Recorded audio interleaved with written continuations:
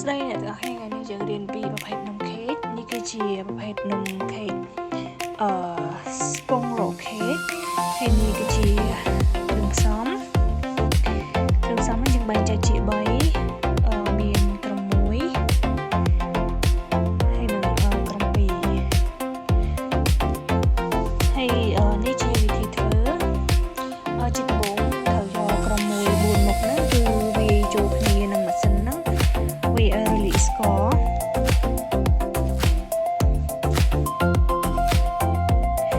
តោះមកយើងយកក្រំ2ទាំង5មុខហ្នឹងដាក់ចូលមាន milk powder មាន baking soda មាន baking powder មាន recipe ហើយនិង cake flour យើងវាយចូលហើយពេលវាយចូលហ្នឹងដាក់លេខរៀងខ្លាំងទៅនឹងលេខ5ទៅនឹងលេខ6ដើម្បីឲ្យវាសាច់នំឆាប់ឡើងល្អហើយតោះមកយើងយកក្រំ3ចូលគឺយើងដាក់ចូលទៅគឺប្រេងឆា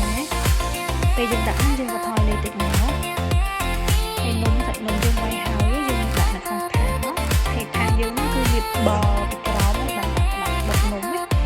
យើងចាក់សាច់នំចូលតែវាដូចស្ងាត់ហើយនេះយើងដុតនេះនំយើងចេញមករៀងជ្រួញតែអត់សូវឡើងល្អទេដោយសារយើងប្រៀបអត់ស្មើសាច់ល្អលើថែហើយនេះគឺជា topping នេះគឺជា whipping cream ហើយនិង icing ម្សៅស្ករ icing sugar យើងយកទាំងពីរមុខហ្នឹងវាយចូលគ្នាដើម្បីធ្វើជាគ្រីមដាក់ពីលើនំហ្នឹងហើយវាយដាក់លើអ៊ីនខ្លាំងមក